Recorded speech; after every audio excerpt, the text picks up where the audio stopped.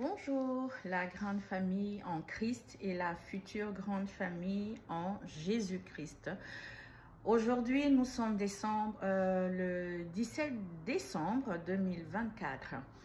Alors, je suis super contente de faire cette vidéo aujourd'hui. J'aurais dû la faire hier soir quand je suis rentrée du boulot, mais j'étais super fatiguée et je me suis dit, ok, aujourd'hui, je vais faire cette vidéo pour vous. En fait, c'est un témoignage de ce que le Seigneur a fait hier. Vraiment, je n'en reviens pas. Alors, quand je vous ai fait la vidéo hier et j'ai parlé de beaucoup de choses et tout, et surtout j'ai parlé de l'évangélisation, du fait que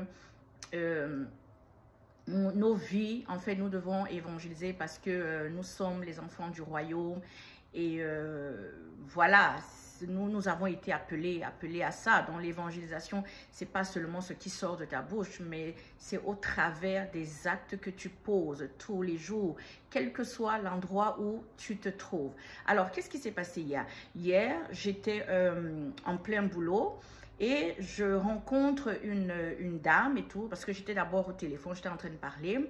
Et il y avait une dame qui était là. Et à un moment, je regarde la dame, je la regarde, et c'est comme si quelque chose me dit, parle-lui. En fait, j'ai l'impression qu'elle n'est pas américaine et tout. Et alors, je lui dis, mais je ne sais plus si j'ai eu à parler en français ou en anglais. Sincèrement, je ne me souviens plus de rien, quoi. Tout ce dont je me souviens, c'est qu'elle me répond, elle me dit, oui, je parle français, je parle français. Je dis, oh, ok. Et je dis, oui, justement, quand je vous ai vu, vous ne ressemblez pas à une américaine. Et il y a ce parfum-là, ce parfum, en fait, ça c'est le parfum de l'Afrique, de, je sais pas, peut-être, moi j'ai dit Mali, Sénégal et tout. Et elle me dit, je suis du Tchad. Je dis, oh, wow! Et je dis à ma copine avec laquelle j'étais au téléphone, je dis, ouais, notre sœur tchadienne et tout.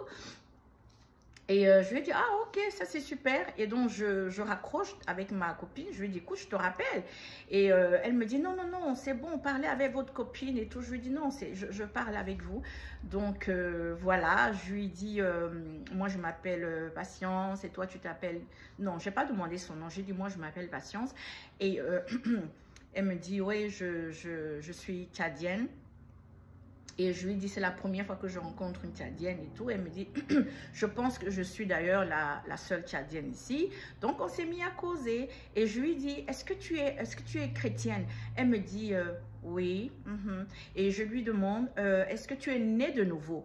Là, elle me dit, je dis, oh, ok.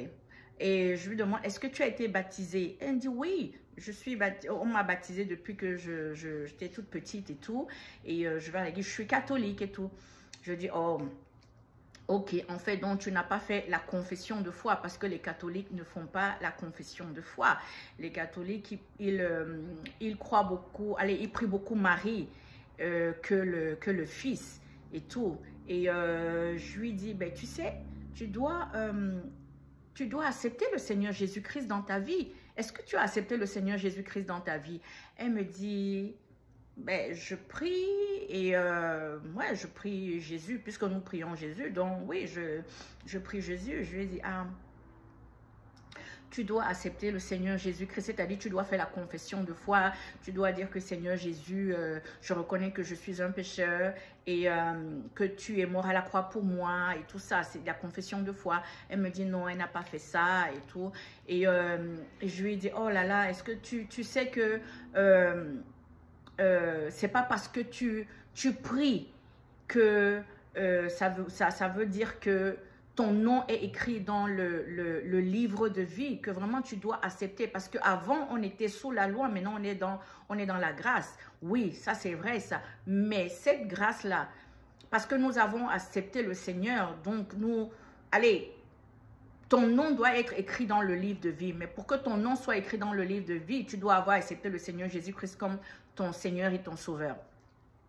Et je lui dis, imagine un peu que tu as un père, il sait que tu es sa fille, mais tu ne portes pas son nom, mais il sait que tu es sa fille, tu sais que c'est son père. Et donc le jour où il décède, le notaire fait appel à ses autres enfants parce qu'il a d'autres enfants. Ses enfants viennent et toi tu apprends que ton père est décédé, tu y vas quand même malgré le fait qu'on ne t'a pas appelé, mais parce que tu sais que c'était ton père, donc tu y vas.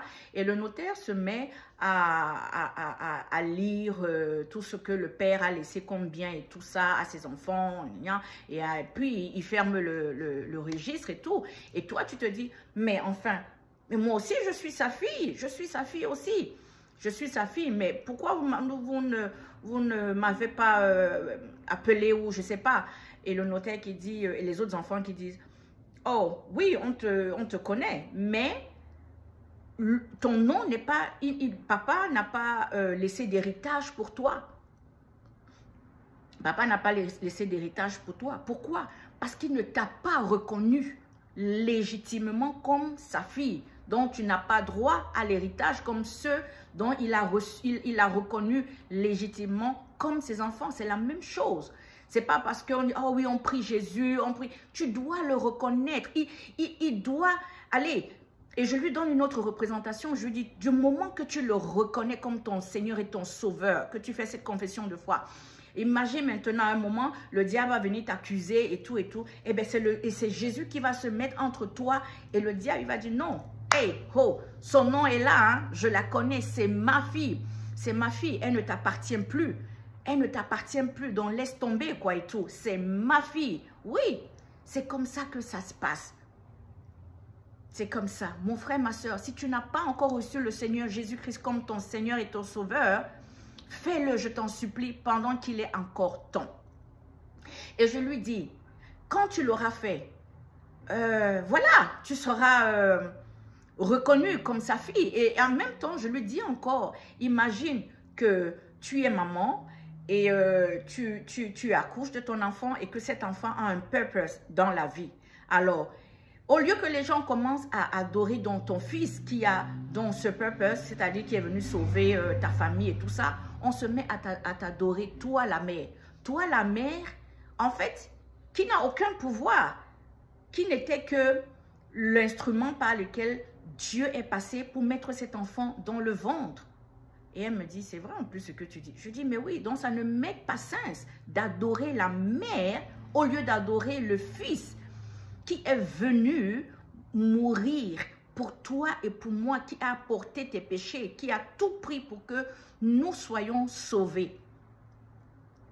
Et je lui dis, est-ce que tu aimerais accepter le Seigneur Jésus-Christ dans ta vie, comme ton Seigneur et ton Sauveur?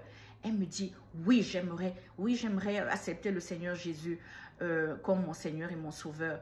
Je dis, ouais, elle veut accepter le Seigneur Jésus. J'étais tellement contente, j'étais tellement dans la joie et tout. Et je lui dis, ok, attends, je viens vers toi et tout. Alors, je vais vers elle et tout. Et je lui dis, avant qu'on ne... ben voilà, elle me dit, tu sais, quand je suis entrée dans ta voiture, j'ai senti quelque chose.